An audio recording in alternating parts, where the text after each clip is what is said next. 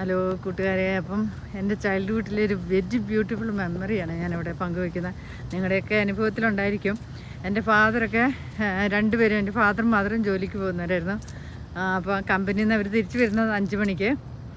5 മണി കഴിഞ്ഞ് കുറച്ച് കുട്ടികളുടെ കാര്യങ്ങളെല്ലാം ചോദിച്ച് സ്കൂളിൽ എന്തൊക്കെ പഠിപ്പിച്ചു, എങ്ങനെ ഉണ്ടായിരുന്നു ക്ലാസ്, ഞങ്ങൾ ചെയ്യേണ്ട പിറ്റേ ദിവസമുള്ള ജോലിയൊക്കെ ഞങ്ങൾക്ക് കൃത്യമായിട്ട് പറഞ്ഞു തരും.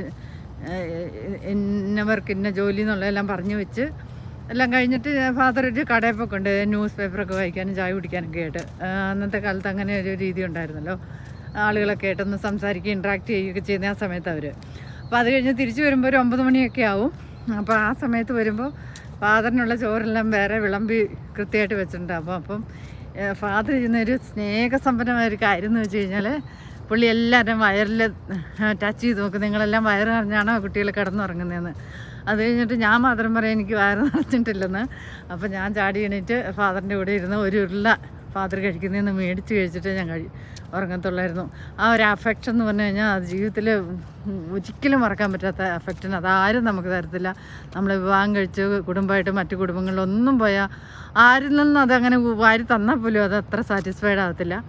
അത്ര നല്ലൊരു അനുഭവമാണ് ഞാൻ ഇന്നിവിടെ പങ്കുവയ്ക്കുന്നത്. അതാണ് എൻ്റെ ഓർമ്മയിലേക്ക് ഇന്ന് കടന്നു വന്നൊരു വലിയൊരു ഒരു സൂപ്പർ മെമ്മറി. അപ്പം വീഡിയോ ഇഷ്ടപ്പെട്ടാൽ ലൈക്ക് ചെയ്യുക, ഷെയർ ചെയ്യുക, സബ്സ്ക്രൈബ് ചെയ്യുക. താങ്ക്സ്.